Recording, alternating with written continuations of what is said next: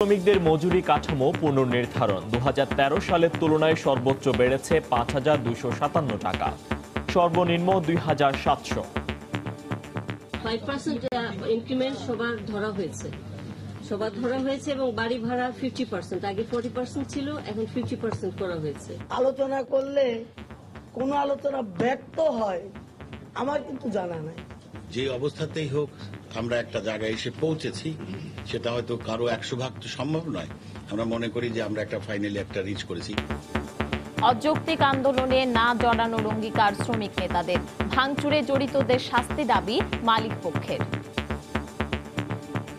আমরা সমস্ত শ্রমিক সংগঠনগুলোর পক্ষ থেকে এটাকে শুধু মেনে নেওয়া না, এটাকে আমরা স্বাগত জানাচ্ছি। আমরা জোর দাবি জানাচ্ছি যারা ভাঙচুর, অগ্নিসংযোগ এসবের সাথে লিপ্ত ছিল তাদের বিরুদ্ধে আইনানুগ ব্যবস্থা নেওয়ার জন্য। দেখছিলেন প্রধান শিরোনাম। সন্ধ্যার সময়ের সঙ্গে আছি আমি পারমিতা হিম এবং আমি ফয়সাল মোর্শেদ। এবার অন্যান্য শীর্ষ সংবাদ। রাজনৈতিক দলগুলোর সঙ্গে আবারও সংলাপে বসবেন প্রধানমন্ত্রী, জানালেন ওবায়দুল কাদের। সংলাপ অর্থহীন বলছে বিএনপি, পুনর্নির্বাচনের শর্তে যেতে চায় গণফোরাম। আসন্ন উপজেলা নির্বাচনে অংশ নিতে বিএনপি তৃণমূলে ব্যাপক উৎসাহ, সংসদ নির্বাচনের অভিজ্ঞতায় আগ্রহ নেই কেন্দ্রীয় নেতাদের। রাজধানীতে ভেজাল বিরোধী অভিযানে স্টার কাবাব সুলতানস ডাইনকে জরিমানা, শুধু অর্থদণ্ড নয়, কারাদণ্ড চান দক্ষিণের মেয়র। পানি নিয়ে অনিশ্চয়তা কাটছে না তিস্তা ব্যারেজে, 450 কোটি টাকা ব্যয়ের পর প্রকল্প পরিত্যক্ত, নেওয়া হয়েছে আরো 900 কোটি টাকার নতুন প্রকল্প। এবং অমানসিক পরিশ্রমের পরও মানবেতর দিন কাটাচ্ছেন ভাগ্য ফেরানোর আশায় মালয়েশিয়ায় পাড়ি জমানো লাখ লাখ বাংলাদেশি। দালাল চক্রই দায়ী বলছেন ভুক্তভোগীরা।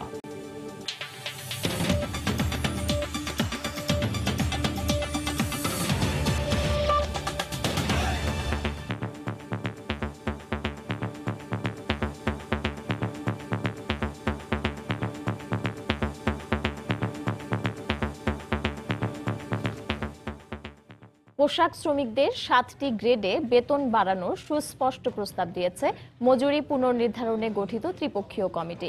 বিকেলে সচিবালয়ে ব্রিফিংয়ে নতুন প্রস্তাবিত মজুরি কাঠামোর বিস্তারিত তুলে ধরেন শ্রম সচিব আফরোজা খানম। বাণিজ্যমন্ত্রী টিপু মুন্সি বলেন, দ্রুত সমস্যা সমাধানেই নতুন প্রস্তাব দেওয়া হয়েছে। নতুন কাঠামোতে 2013 সালের তুলনায় সর্বোচ্চ বেতন বেড়েছে 5,257 এবং সর্বনিম্ন 2,700 টাকা। মজুরি বোর্ডের কয়েক দফা বৈঠক শেষে পোশাক শিল্পের 7টি গ্রেডের বেতন কাঠামো পুনর্নির্ধারণ করে গেজেট প্রকাশিত হয় গত নভেম্বরে। এর প্রায় 2 মাস পর চলতি মাসের 6 তারিখে কয়েকটি গ্রেডে মূল বেতন কমেছে এমন দাবিতে কোনো পোশাক কারখানায় আন্দোলন শুরু করে শ্রমিকরা। পরিস্থিতি বিবেচনায় 8 তারিখে বাণিজ্যমন্ত্রী ও শ্রম প্রতিমন্ত্রীর উপস্থিতিতে সরকার, মালিক, শ্রমিক প্রতিনিধিদের নিয়ে কমিটি গঠন করা হয়। রোববার কমিটির বৈঠকে 2018 সালে ঘোষিত মজুরি কাঠামোর প্রথম থেকে 6ষ্ঠ গ্রেড পর্যন্ত বেতন বাড়ানোর নতুন প্রস্তাব করা হয়। এ প্রস্তাব অনুযায়ী 2013 সালের তুলনায় পোশাক খাতের শ্রমিকদের বেতন বাড়বে সর্বনিম্ন 2,700 থেকে সর্বোচ্চ 5,257 টাকা পর্যন্ত।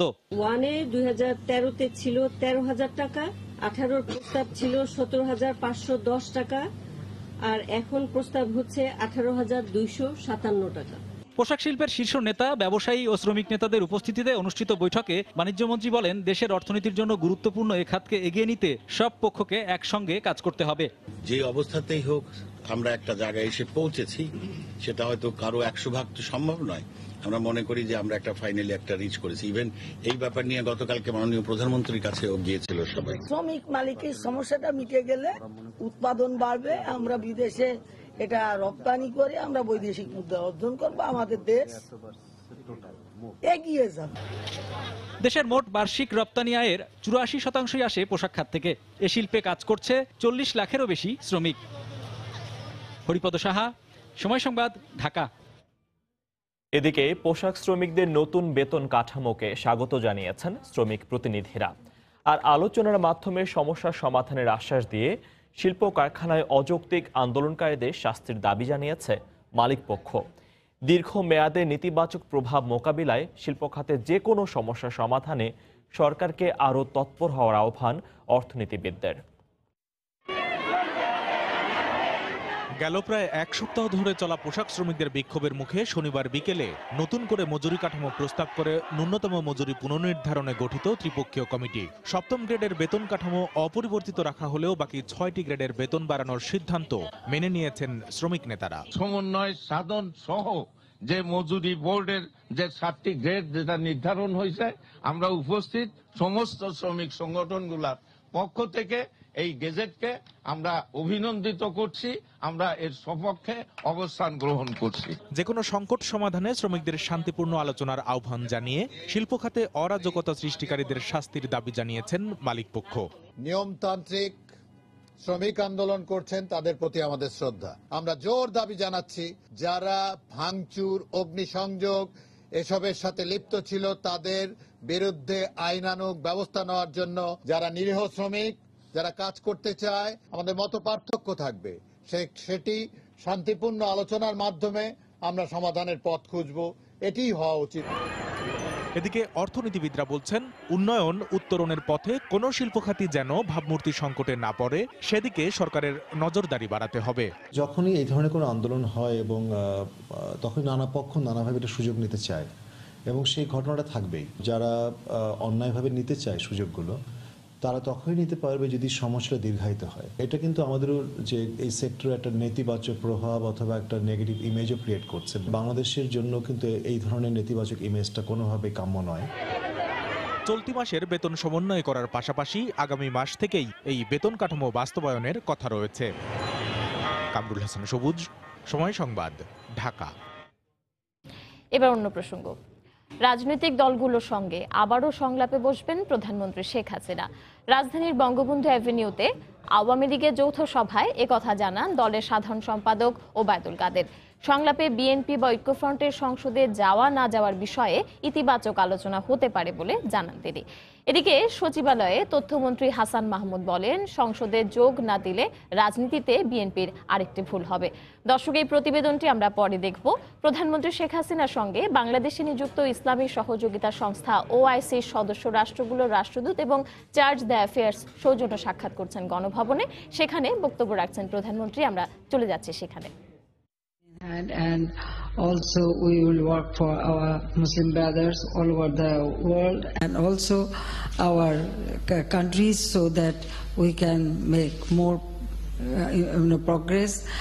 And besides that, I feel that people of Bangladesh, we have our religion harmony, and in this country every religion, every people, they can perform their own religion very peacefully. And our stand is very clear against terrorism. You will know that we have taken many steps to bring back peace in this country. And correctly you mentioned that people voted for us, because now people can realize that yes, we are working for people. And you know, my own aim is to develop our people's basic conditions so that they can get their food, their housing, education, healthcare, all these basic. প্রধানমন্ত্রী শেখ হাসিনার সঙ্গে বাংলাদেশে নিযুক্ত ওআইসির সদস্য রাষ্ট্রগুলোর রাষ্ট্রদূত এবং charge the affairs সৌজন্য সাক্ষাৎ করছেন। সেখানে বক্তব্য রাখছিলেন প্রধানমন্ত্রী, আপনারা সরাসরি দেখছিলেন। দর্শক, আমরা এখন চলে যাব রাজনৈতিক দলগুলোর সঙ্গে প্রধানমন্ত্রীর সংলাপ বিষয়ে প্রতিবেদনটিতে। অবাধ, সুষ্ঠু ও সব দলের অংশগ্রহণে নির্বাচন নিশ্চিতে একাদশ জাতীয় সংসদ নির্বাচনের আগে বিএনপি ঐক্যফ্রন্ট সহ দেশের ছোট বড় ৭৫টি রাজনৈতিক দলের সঙ্গে সংলাপ করেন আওয়ামী লীগ সভাপতি প্রধানমন্ত্রী শেখ হাসিনা। সেখানে উঠে আসে নানা দাবি ও প্রস্তাবনা। এরপর নির্বাচনে অংশ নেয় সব দল।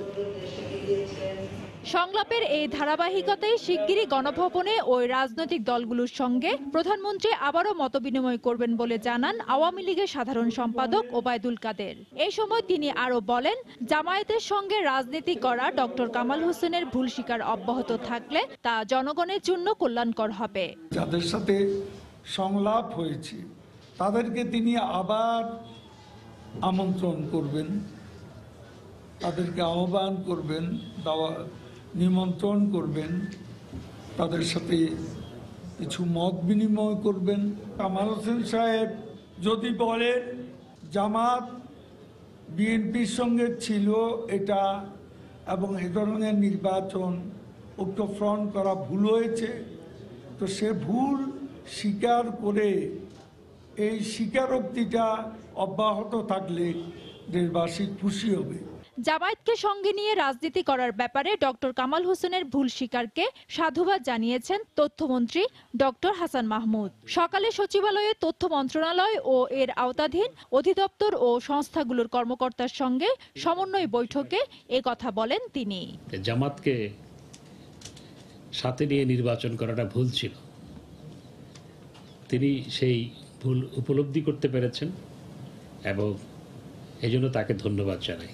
নির্বাচনের ক্ষেত্রে পদে পদে ভুল করেছেন সেটি তারা স্বীকার করে নিয়েছেন এবং এই ভুল স্বীকারোক্তির মাধ্যমে আমি মনে করব তারা জামাতকে পরিত্যাগ করবেন এবং ডক্টর কামাল হোসেন জামাতকে যদি বিএনপি পরিত্যাগ না করে তাহলে তিনি চূড়ান্ত সিদ্ধান্ত গ্রহণ করবেন, সেটি আশা করি। এছাড়া বিএনপি সংসদে যোগ না দিলে আরেকটি ভুল করবে বলেও মন্তব্য করেন তথ্যমন্ত্রী। পরিবর্তন হয়ে গেছে। ফেরদৌস লিপি, সময় সংবাদ, ঢাকা। এদিকে প্রধানমন্ত্রীর সঙ্গে আর কোনো সংলাপে বসতে চায় না বিএনপি। পূর্ব অভিজ্ঞতার উদাহরণ টেনে দলের নীতি নির্ধারণী পর্যায়ে নেতারা বলছেন সংলাপে নয়, রাজপথের আন্দোলনেই হতে পারে দাবি আদায়। তবে পুনর্নির্বাচন নিয়ে আলোচনা হলে সংলাপে যেতে রাজি জাতীয় ঐক্যফ্রন্টের অন্যতম শরিক দল গণফোরাম। একাদশ জাতীয় সংসদ নির্বাচনের আগে পরপর 2 দফায় প্রধানমন্ত্রীর সঙ্গে সংলাপে বসে সরকার বিরোধী রাজনৈতিক মঞ্চ জাতীয় ঐক্যফ্রন্ট। সংলাপের পর নানাবিধ জল্পনা কল্পনা শেষে ঘোষণা দিয়ে নির্বাচনে আসে বিএনপি সহ ঐক্যফ্রন্ট। নির্বাচনে শোচনীয় পরাজয় হয় ঐক্যফ্রন্টের, আর নিরঙ্কুশ বিজয় নিয়ে সরকার গঠন করে আওয়ামী লীগ নেতৃত্বাধীন মহাজোট। পরাজয়ের পর ভবিষ্যৎ করণীয় নিয়ে যখন ভাবছে জাতীয় ঐক্যফ্রন্ট, তখনই আবারও এলো সংলাপের আহ্বান। তবে নির্বাচনের আগে সংলাপে যাদের আগ্রহ ছিল তুঙ্গে, সেই বিএনপি নেতারাই এখন এই উদ্যোগকে বলছেন অর্থহীন। সংলাপের ফলাফল তো আমরা দেখেছি, সংলাপের ফলাফল যে নির্বাচন হয়েছে সেই নির্বাচনেও দেখেছি, নির্বাচনের প্রক্রিয়াতেও দেখেছি। সংলাপের তো প্রয়োজন নাই। সাংবিধানিক অধিকার কেড়ে নিয়ে যদি আপনি যতবারই সংলাপে বসবেন সেটা তো কোনো গুরুত্ব বহন করে না। সংলাপ নয়, এই মুহূর্তে রাজপথের আন্দোলন অথবা পরবর্তী সুযোগের প্রতীক্ষায় থাকার পক্ষে বিএনপির এই ভাইস চেয়ারম্যান। এই সময়ে যদি ক্ষমতা থাকে তাহলে রাজপথে নামা উচিত ছিল, যদি ক্ষমতা না থাকে তাহলে চুপচাপ থেকে পরবর্তী সুযোগের জন্য অপেক্ষা করা উচিত। সংলাপের কোনো প্রয়োজন নেই। তবে জাতীয় ঐক্যফ্রন্টের অন্যতম শরিক দল গণফোরামের অবস্থান কিছুটা ভিন্ন। দলটির নেতারা বলছেন নতুন করে নির্বাচন অনুষ্ঠানের বিষয়ে আলোচনা হলে সংলাপে যাবেন তারা। একবার তো আমরা প্রতারিত হয়েছি, আরেকবার সংলাপ করবে কি বিষয় নিয়ে, কি এজেন্ডা, সেটা তো আমাদের দেখতে হবে। আমরা একমাত্র আরেকটি নির্বাচনের সংলাপে আমরা প্রস্তুত আছি। আন্দোলনের নামে সহিংসতা নয়, আলোচনার মাধ্যমেই রাজনৈতিক সংকট নিরসনে আগ্রহের কথাও জানালেন গণফোরামের এই শীর্ষ নেতা। সালাউদ্দিন সুমন, সময় সংবাদ, ঢাকা। আগামী মার্চের উপজেলা পরিষদ নির্বাচনে অংশ নিতে বিএনপি তৃণমূলে ব্যাপক উৎসাহ দেখা গেলেও বিপরীত অবস্থানে দলটির কেন্দ্রীয় নেতৃত্ব। সম্প্রতি অনুষ্ঠিত সংসদ নির্বাচনের অভিজ্ঞতা থেকে দলটির শীর্ষ নেতারা আর উপজেলা নির্বাচনে যেতে আগ্রহী নন। কিন্তু তৃণমূলের নেতারা বলছেন স্থানীয় নির্বাচনে জয় ঘরে তোলার জন্য পূর্ণ প্রস্তুতি তাদের রয়েছে। সালাউদ্দিন সুমনের আরও একটি রিপোর্ট।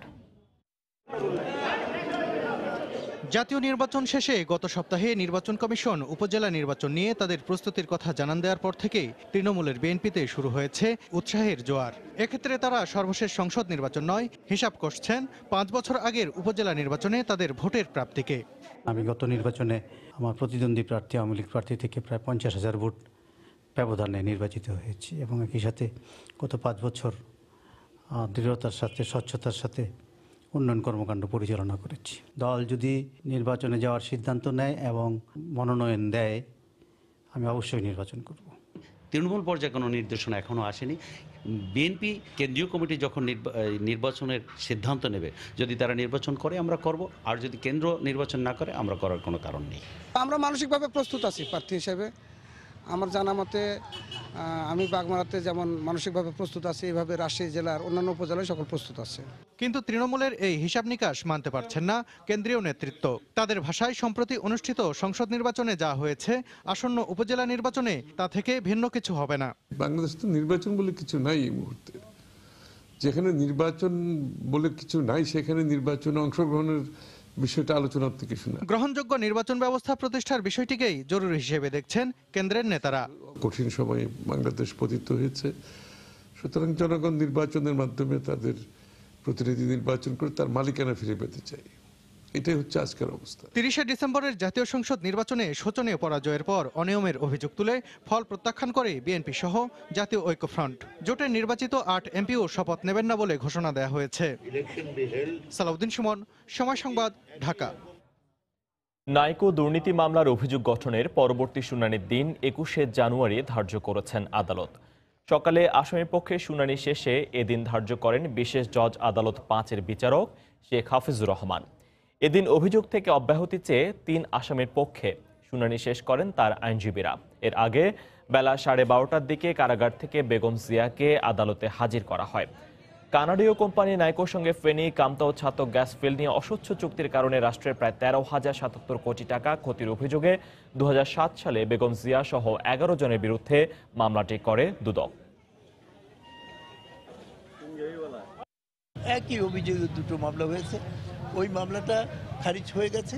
এই মামলাটা অবশ্যই রাজনৈতিক কারণে ওনাকে আমাদেরকে অপদস্থ করার জন্য এই মামলাটা খারিজ করে না, অথচ একই চার্জশিট, একই এফআইআর, একই রকমের অভিযোগ দুটোতেই ছিল। এই কথাটা ঠিক না যে ওনারা বিগত সরকারের যে দেওয়া যে তথ্য এবং বক্তব্য ওনারা সঠিকভাবে পালন করেছেন, বরঞ্চ ওনারা ওনাদের সময়ে ফ্রেমওয়ার্কের বাইরে জয়েন্ট ভেঞ্চার এগ্রিমেন্ট করেছেন এবং যে সমস্ত পদ্ধতি সুইচ চ্যালেঞ্জিং পদ্ধতি থেকে যে সমস্ত পদ্ধতি দেওয়া হয়েছিল সেই সমস্ত পদ্ধতির বাইরে ওনারা কাজ করেছেন। তারেক রহমান সহ সাজাপ্রাপ্ত সব আসামিকে ফিরিয়ে আনার প্রক্রিয়া চলছে বলে জানিয়েছেন আইনমন্ত্রী অ্যাডভোকেট আনিসুল হক। রাজধানীতে বিচার প্রশাসন প্রশিক্ষণ ইনস্টিটিউশনে সকালে এক অনুষ্ঠান শেষে সাংবাদিকদের প্রশ্নের জবাবে একথা বলেন তিনি। আমরা নিশ্চয়ই সেই প্রক্রিয়া শুরু করেছি এবং সেই প্রক্রিয়ায় আমরা এগিয়ে যাচ্ছি। আমরা যে কোনো অপরাধীকে যারা বিদেশে আছে তাদেরকে যাতে দেশে ফিরিয়ে এনে তাদের সাজা খাটানো হয় সেই ব্যাপারে আমরা অত্যন্ত তৎপর এবং সেইটা আমরা যেই সব দেশে তারা পালিয়ে আছে সেখানে আমরা সেটাকে তাদের সাথে আলোচনা করব এবং সেটা যেন তারা অত্যন্ত গুরুত্ব সহকারে তারা নেয় সেই ব্যবস্থা করব। সন্ধ্যার সময় আরো থাকছে। দখল, দূষণ ও নাব্য সংকটে সংকুচিত হয়ে পড়ছে নারায়ণগঞ্জের বেশিরভাগ নদীর গতিপথ। নৌযান চলাচলে বাধা, অনিয়ম রোধে ব্যবস্থা নেয়ার তাগিদ।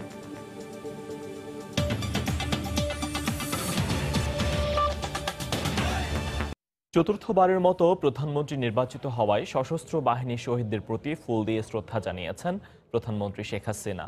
সকালে ঢাকা সেনানিবাসে শিখা অনির্বাণে ফুল দিয়ে শ্রদ্ধা জানান প্রধানমন্ত্রী। সেনা, নৌ ও বিমান বাহিনী প্রধানগণের উপস্থিতিতে সশস্ত্র বাহিনীর পক্ষ থেকে প্রধানমন্ত্রীকে গার্ড অব অনার দেয়া হয়। এরপর ঢাকা সেনানিবাসে সশস্ত্র বাহিনী বিভাগে তার কার্যালয়ে টানা 3য় মেয়াদে সরকার গঠনের পর প্রথম অফিস করেন। এ সময় প্রধানমন্ত্রীর সঙ্গে সৌজন্য সাক্ষাৎ করেন 3 বাহিনীর প্রধানগণ। পরে প্রধানমন্ত্রী সশস্ত্র বাহিনী বিভাগ মাল্টিপারপাস হলে সশস্ত্র বাহিনীর কর্মকর্তাদের সঙ্গে মতবিনিময় সভায় অংশ নেন।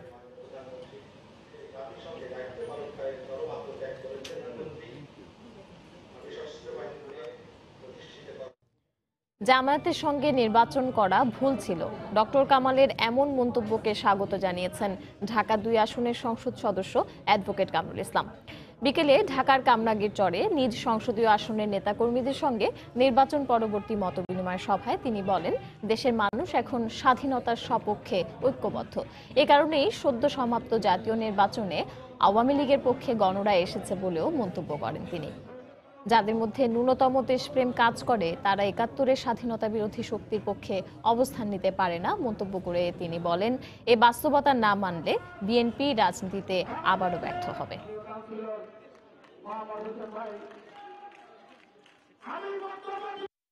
মানুষ প্রমাণ করে দিয়েছে, বাংলাদেশের মানুষ মানুষ উন্নয়নের পক্ষে আছে, জামাত শিবিরের বিরুদ্ধে, ৭১-এর ঘাতকদের বিরুদ্ধে, মুক্তিযুদ্ধের বিপক্ষের শক্তি যারা, তাদের বিরুদ্ধে বাংলাদেশের মানুষের ঘৃণা এবারে নির্বাচনের মধ্য দিয়ে মানুষ প্রকাশ করেছে। এই বাস্তবতাকে বিএনপি মেনে নেবে, এটাই আমি আশা করব। আজকে কামাল সাহেব যেই কথাটি বলেছেন, তার যে বোধোদয় হয়েছে, তার জন্য আবারও আমি তাকে সাধুবাদ জানাই। এবং তার সাথে ঐক্যফ্রন্টে যারা আছে, আমার মুক্তিযুদ্ধের পক্ষের মানুষ, আসম আব্দুর রব বলেন, মাহমুদুর রহমান মান্না বলেন, যারাই আছেন, ডাক্তার জাফরুল্লাহ চৌধুরী বলেন, যারাই আছেন এই ঐক্যফ্রন্টের বিএনপির সাথে যারাই আছেন, প্রত্যেকের এই বোধোদয় হওয়া উচিত। আর না হয় এরা ইতিহাসের আস্থা করে নিক্ষিপ্ত হবে ক্রমান্বয়ে, এই কথাটা নির্দ্বিধায় বলতে পারি। স্বাধীনতা বিরোধী ও জামায়াতের সঙ্গে ঐক্য গড়ে ডক্টর কামাল হোসেন দেরিতে হলেও ভুল বুঝতে পেরেছেন বলে মন্তব্য করেছেন যুক্তফ্রন্টের চেয়ারম্যান ও বিকল্পধারা বাংলাদেশের প্রেসিডেন্ট অধ্যাপক AQM বদরুদ্দোজা চৌধুরী। এজন্য বিকল্পধারার কাছে ডক্টর কামাল হোসেনের ক্ষমা চাওয়া উচিত বলেও মন্তব্য করেন তিনি। বিকেলে রাজধানীর তোপখানা রোডে এক সংবর্ধনা অনুষ্ঠানে বক্তব্য রাখেন তিনি। তারা ৩০ লক্ষ শহীদের সঙ্গে বেইমানি করেছে, যেন আমাদের মা আমাদের বীর যুদ্ধে এক ফোঁটা চোখের পানি পারেনি, তাদের সঙ্গে ঐক্য করেনি। একথা বারবার বুঝিয়েছি জাতিকে, শুধু কামাল হোসেন সাহেবকে বারবার এটা বোঝানো হয়েছে, এবং সেই জন্যই আমার সৈক্য হয়নি। আর যে কামাল হোসেন সাহেব বলছেন আজকে, তিনি জানতেনই না যে জামাত ইসলাম বা স্বাধীনতা বিরোধীরা তার সঙ্গে ঐক্য হয়েছে, নির্বাচন করছেন। বিশ্বাস করতে ইচ্ছা হয়, তিনি জানতেন না। ঠিক আছে, তবু আমি খুশি হয়েছি, অন্তত এতদিন পরে হইলেও তার উপলব্ধি হয়েছে যে আমরা বিকল্পধারা যে কথা বলি সে কথা সত্যি, তার যে ক্ষমা চাওয়া উচিত ছিল, বিকল্পধারার কাছে ক্ষমা চাওয়া উচিত ছিল। নারী শিক্ষার বিরোধিতা করে দেয়া বক্তব্য থেকে সরে এসে হেফাজতে ইসলামের আমির আহমদ শফি বলেছেন, তিনি নারী শিক্ষা বিরোধী নন। নারীরা নিরাপদ পরিবেশে যাতে সর্বোচ্চ শিক্ষা গ্রহণ করতে পারে সেই ব্যবস্থা নিশ্চিত করারও দাবি জানান তিনি। বিকেলে এক বিবৃতিতে আগের অবস্থান থেকে সরে এসে তার অবস্থান তুলে ধরেন আহমদ শফি। বিকেলে গণমাধ্যমে পাঠানো ওই বিবৃতিতে আহমদ শফি বলেন, নারীরা শিক্ষিত হলে সন্তানরাও শিক্ষিত হয়ে গড়ে উঠবে। গতকাল হাটহাজারী মাদ্রাসার বার্ষিক মাহফিলে দেয়া নারী শিক্ষা নিয়ে তার বক্তব্যটি গণমাধ্যমে খণ্ডিতভাবে প্রচারিত হয়েছে বলে উল্লেখ করেন তিনি। তার বক্তব্যকে উদ্দেশ্যপ্রণোদিতভাবে ভুলভাবে ব্যাখ্যা করে গোটা জাতির কাছে তাকে নারী বিদ্বেষী হিসেবে উপস্থাপন করা হয়েছে বলে অভিযোগ করেন তিনি। আহমদ শফি জানান, তিনি নিরাপদ পরিবেশে নারীর উচ্চশিক্ষায় বিশ্বাসী। রাজধানীর ধানমন্ডিতে বেশ কয়েকটি রেস্তোরাঁয় ভেজাল বিরোধী অভিযান চালিয়ে জরিমানা করেছেন ভ্রাম্যমাণ আদালত। তবে এ ধরনের অপরাধে দায়ী ব্যক্তি ও প্রতিষ্ঠানের বিরুদ্ধে শুধু অর্থদণ্ড নয়, কারাদণ্ড দেওয়ার তাগিদ দেন ঢাকা দক্ষিণ সিটি কর্পোরেশনের মেয়র সাইদ খোকন। সকালে রাজধানীতে সপ্তাহব্যাপী খাদ্যে ভেজাল বিরোধী বিশেষ অভিযানের উদ্বোধন করে এ কথা বলেন তিনি। সবার জন্য নিরাপদ খাবার নিশ্চিতে বড় চ্যালেঞ্জ হয়ে দাঁড়িয়েছে ভেজাল ও অস্বাস্থ্যকর পরিবেশে খাবার তৈরি। এর বিরুদ্ধে নানা সময়ে সরকারি বিভিন্ন সংস্থা ও প্রতিষ্ঠান অভিযান চালালেও কিছুতেই কমছে না খাবারে ভেজাল মেশানো ও অস্বাস্থ্যকর পরিবেশে খাবার তৈরির প্রবণতা। রোববার রাজধানীর ধানমন্ডিতে বিভিন্ন সংস্থার প্রতিনিধি ও নির্বাহী ম্যাজিস্ট্রেটকে সঙ্গে নিয়ে অভিযান চালায় ঢাকা দক্ষিণ সিটি কর্পোরেশন। স্টার কাবাব রেস্টুরেন্টে ঢুকে খাবারের পরিবেশ যাচাই করেন মেয়র সাইদ খোকন। এ সময় অস্বাস্থ্যকর পরিবেশে খাবার তৈরির দায়ে স্টার কাবাবকে জরিমানা করে সিটি কর্পোরেশনের ভ্রাম্যমাণ আদালত। কিচেনটা দেখলাম যে অত্যন্ত ফ্লোরগুলো স্যাঁতসেঁতে, ওখানে যারা কাজ করছে তারা একটা অস্বাস্থ্যকর পরিবেশে কাজ করছে, এবং খাবারগুলো ঢেকে রাখার যে ঢাকনাগুলো, সেই ঢাকনাগুলো অপরিষ্কার এবং এর উপরে প্রচুর পরিমাণে জীবাণু মজুদ আছে, যেটি মানুষের স্বাস্থ্যের জন্য আসলে হুমকি স্বরূপ। পরে অভিযান চালিয়ে ৭ মসজিদ রোডে সুলতানস ডাইনকে ১ লাখ টাকা ও বিবিকিউকে অর্থদণ্ড দেন ভ্রাম্যমাণ আদালত। অস্বাস্থ্যকর পরিবেশে খাবার তৈরির সঙ্গে জড়িত ব্যক্তি ও প্রতিষ্ঠানগুলোর বিরুদ্ধে আরও কঠোর হওয়ার ঘোষণা দিলেন ঢাকা দক্ষিণ সিটি কর্পোরেশনের মেয়র সাইদ খোকন। কখনো কখনো বেশ বড় পরিমাণে আর্থিক জরিমানা করা হয়, কিন্তু সেই আর্থিক জরিমানাটা খুব বেশি যে একটা ফলদায়ক হচ্ছে আমাদের এই অভিযানে, সেরকমটি আমাদের কাছে মনে হচ্ছে না। আমরা এবার আরেকটু কঠোর হতে চাই, অর্থদণ্ডে শুধু নয়, আমরা তাদেরকে জেলে পাঠাতে চাই। এ ধরনের অভিযান অব্যাহত থাকবে বলেও জানান দক্ষিণের মেয়র। ভেজাল বিরোধী অভিযান পরিচালনা হবে। ফারুক ভূঁইয়া, রবিন, সময় সংবাদ, ঢাকা। দেশের সবচেয়ে বড় সেচ প্রকল্প তিস্তা ব্যারেজে কাটেনি পানির অনিশ্চয়তা। 450 কোটি টাকা ব্যয়ের পরও কাজে আসেনি সেচ প্রকল্প বগুড়া পর্যন্ত সম্প্রসারণের উদ্যোগ। এবার 900 কোটি টাকার আরেকটি প্রকল্প প্রণয়নের কাজ শুরু করেছে পানি উন্নয়ন বোর্ড। গত বছরও 20,000 হেক্টর জমিতে সেচ দেওয়ার লক্ষ্যমাত্রা পূরণ হয়নি। অথচ নতুন এই প্রকল্পে 1 লাখ হেক্টর সেচ দেয়া যাবে বলে দাবি প্রধান প্রকৌশলীর। রতন সরকারের রিপোর্ট। দেশের সবচেয়ে বড় সেচ প্রকল্প তিস্তা ব্যারেজ এখনই পানি শূন্য। উজানে ভারতের গজলডোবা ব্যারেজের সমস্ত জলকপাট বন্ধ থাকায় চোয়ানো কিছু পানি আসছে এপারে। ফেব্রুয়ারিতে প্রবাহ 1.5-2 কিউসেকে নেমে যায়। এই বাস্তবতায় প্রকল্পের দ্বিতীয় পর্যায়ে বগুড়া ক্যানেল সম্প্রসারণে 600 কোটি টাকার যে কাজ শুরু হয়েছিল সেটি শেষ না করে পরিত্যক্ত হয়েছে গত জুন মাসে। পানির অনিশ্চয়তা সত্ত্বেও এই প্রকল্পের দ্বিতীয় পর্যায়ে সম্প্রসারণের কাজ শুরু করে পানি উন্নয়ন বোর্ড, কিন্তু 450 কোটি টাকা অপচয়ের পর সেই প্রকল্প এখন পরিত্যক্ত। পানি বেশি দিলে তো আমরা বগুড়া ক্যানেলটা করে ফেলতে পারতাম, একটা বগুড়া পর্যন্ত পানি দিতে পারতাম। সেকেন্ডারি ক্যানেল গেছে, হ্যাঁ, কিন্তু আমরা আর ফিল্ড ক্যানেলগুলো টার্সিয়ারি ক্যানেল করতে পারিনি। টার্সিয়ারি ক্যানেলগুলো করতে পারিনি কারণ ল্যান্ড অ্যাকুইজিশন তো এখন বিশাল টাকা। এবার 900 কোটি টাকার আরেকটি প্রকল্প প্রণয়নের কাজ শুরু হয়েছে। বিদ্যমান অবকাঠামোর পরিবর্ধন ও ব্যারেজের উজানে রিজার্ভার নির্মাণের মাধ্যমে 1 লাখ হেক্টরে সেচ পৌঁছে দেওয়ার লক্ষ্য বলে জানান প্রধান প্রকৌশলী। 1 লাখ হেক্টর পর্যন্ত আমরা সেচ দিতে পারবো। সেই লক্ষ্যে আমাদের একটা কারিগরি কমিটি হয়েছে, একটা উচ্চ পর্যায়ের কারিগরি কমিটি, যে কারিগরি কমিটির হেড হচ্ছে চিফ প্ল্যানিং। সে কারিগরি কমিটি কাজ করছে। আর বিষয়টিকে ভালোভাবে নিচ্ছে না তিস্তা বাঁচাও আন্দোলনের সংগঠকেরা। এরকম করে গণমানুষের অর্থের অপচয়ের মধ্য দিয়ে যদি সত্যিকার অর্থে সেটি রাষ্ট্রের কোনো কাজে না আসে, সেটা আমাদের জন্য অত্যন্ত দুঃখজনক। আশঙ্কা আছে যে একইভাবে আবার এখানে অর্থের অপচয় হয় কিনা। সেজন্য আমরা মনে করি এই সমস্ত প্রকল্পের বাস্তবতা আরও ভালোভাবে মূল্যায়ন করে গ্রহণ করা উচিত, যাতে করে রাষ্ট্রের একটি টাকাও নষ্ট না হয়, নদীর এক বিন্দু পানিরও কোনো ক্ষতি না হয়। পানির অভাবে গত শুষ্ক মৌসুমে 20,000 হেক্টর জমিতে সেচ দেওয়ার টার্গেট নামিয়ে আনা হয়, কিন্তু শেষ পর্যন্ত দেয়া গেছে মাত্র 8,000 হেক্টরে। রতন সরকার, সময় সংবাদ, রংপুর।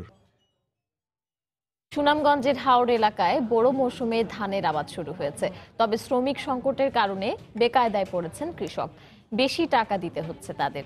জেলার শীর্ষ কৃষি কর্মকর্তা বলছেন, মজুরি কম হওয়ার পাশাপাশি এবার হাওড়ে ব্যাপকভাবে আবাদ হওয়ায় শ্রমিক সংকট দেখা দিয়েছে। সুনামগঞ্জ প্রতিনিধি হিমাদ্রি শেখর ভদ্রের পাঠানো তথ্য ছবি নিয়ে রিপোর্ট। হাওর বেষ্টিত সুনামগঞ্জের একমাত্র অর্থকারী ফসল বড় মৌসুমের ধান। জেলার ছোট বড় 2 শতাধিক হাওরে ধান চাষে ব্যস্ত কৃষকেরা। জেলা কৃষি বিভাগ জানায়, চলতি মৌসুমে সদরসহ 11টি উপজেলায় 2,17,535 হেক্টর জমিতে আবাদের লক্ষ্যমাত্রা ধরা হয়েছে। এ পর্যন্ত আবাদ হয়েছে 1,63,000 হেক্টরে।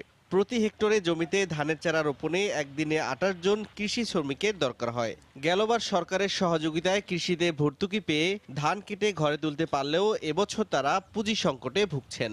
উচ্চ মূল্যে কৃষি উপকরণ ও শ্রমিকের যোগান দিতে কৃষকেরা হিমশিম খাচ্ছেন। এ অবস্থায় স্কুলের শিক্ষার্থীরা ধানের চারা রোপণে মাঠে নেমেছে।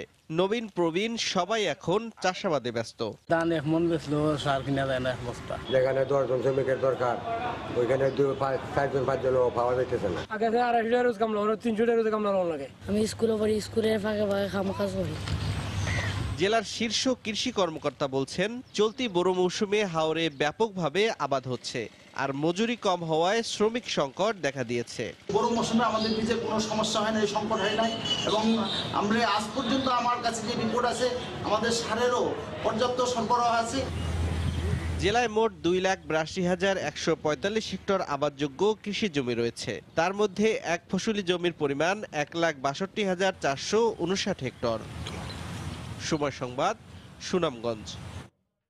অবৈধ দখল, দূষণ ও নাব্য সংকটে সংকুচিত হয়ে পড়ছে নারায়ণগঞ্জের সবগুলো নদীর গতিপথ। এতে নৌযান চলাচলে বাধা সৃষ্টি হচ্ছে। সংশ্লিষ্টদের মতে, নদীপথের অনিয়ম রোধে ব্যবস্থা নেওয়া সহ নদীগুলোর ঐতিহ্য ফিরিয়ে আনা দরকার। অবশ্য বিআইডব্লিউটিএ বলছে, নদীগুলোকে রক্ষায় সরকার নানা ধরনের পদক্ষেপ নিচ্ছে। শওকত আলী সৈকতের পাঠানো তথ্য ও আব্দুল্লাহ আল মামুনের ছবি নিয়ে রিপোর্ট।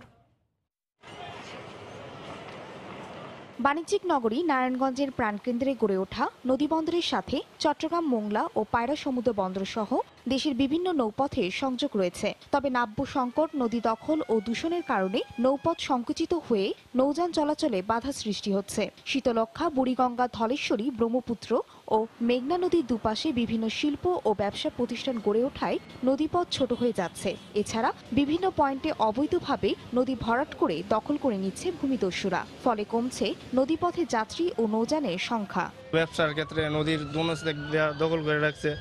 অনেক সময় কিনার দিয়া চাইপা যেতে হইলে চাইপা যাইতে পারতাছি না। নদীর পানি অনেক পরিষ্কার ছিল, অনেক ধরনের মাছ ছিল। বলগেট আপ ডাউন করতে পারে না, নদী আগে অনেক ছোট হয়ে গেছে।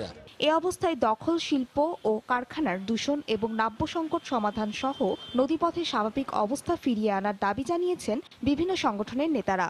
আমাদের নৌযান, আমাদের যাত্রীবাহী লঞ্চ এগুলি যদি সুন্দর মতো আমরা চলাফেরা করতে পারি, সেজন্য সরকারের কাছে আবেদন, আমাদের নদী খনন, দূষণমুক্ত এবং দখলমুক্ত নৌপথ আমরা শ্রমিকরা আমরা চাই। আমরা বর্তমান সরকারের কাছে বিনীত অনুরোধ জানাই, তিনি যেন প্রত্যেকটা নদীর গতিপথ ঠিক রাখার এবং নাব্যতা ঠিক রাখার ব্যাপারে একটু সদয় দৃষ্টি দেন। অবশ্য সমস্যা সমাধানের আশ্বাস দিয়ে নাব্য সংকট ও দখলমুক্ত সহ নারায়ণগঞ্জের নদীগুলোকে রক্ষার ব্যাপারে সরকারের নানা পরিকল্পনার কথা জানালেন BIWT এর কর্মকর্তা। নাব্যতার সংকট দূরীভূত করার জন্য নৌপরিবহন মন্ত্রণালয়ের আওতায় প্রায় 53টা নদীতে খনন কার্যক্রম সরকার হাতে নিয়েছে। নারায়ণগঞ্জের যে সকল বিল কারখানা আছে তাদেরকেও ইটিপি আওতায় আনার প্রক্রিয়া গভর্নমেন্ট হাতে নিয়েছে। নারায়ণগঞ্জ নদীবন্দরকে কেন্দ্র করে জেলার 5টি নদীতে ঝুঁকি নিয়ে যাত্রীবাহী লঞ্চ, ট্রলার, তেলের ট্যাঙ্কার, পণ্যবাহী জাহাজ ও বালুবাহী যন্ত্রচালিত প্রায় 2500 নৌযান প্রতিদিন চলাচল করে।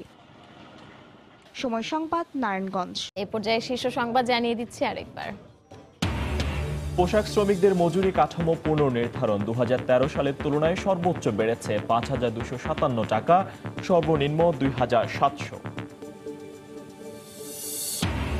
রাজনৈতিক দলগুলোর সঙ্গে আবারও সংলাপে বসবেন প্রধানমন্ত্রী, জানালেন ওবায়দুল কাদের। সংলাপ অর্থহীন বলছে বিএনপি, পুনর্নির্বাচনের শর্তে যেতে চায় গণফোরাম। আসন্ন উপজেলা নির্বাচনে অংশ নিতে বিএনপি তৃণমূলে ব্যাপক উৎসাহ, সংসদ নির্বাচনের অভিজ্ঞতায় আগ্রহ নেই কেন্দ্রীয় নেতাদের। রাজধানীতে ভেজাল বিরোধী অভিযানে স্টার কাবাব, সুলতানস ডাইনকে জরিমানা। শুধু অর্থদণ্ড নয়, কারাদণ্ড চান দক্ষিণের মেয়র। এবং পানি নিয়ে অনিশ্চয়তা কাটছে না তিস্তা ব্যারেজে। 450 কোটি টাকা ব্যয়ের পর প্রকল্প পরিত্যক্ত, নেওয়া হয়েছে আরো 900 কোটি টাকার নতুন প্রকল্প। এই ছিল সন্ধ্যার সময়। আপনার মোবাইলে সময় সংবাদ দেখতে ও সকল খবর পেতে ডাউনলোড করুন সময় অ্যাপ। সঙ্গে থাকুন সময়।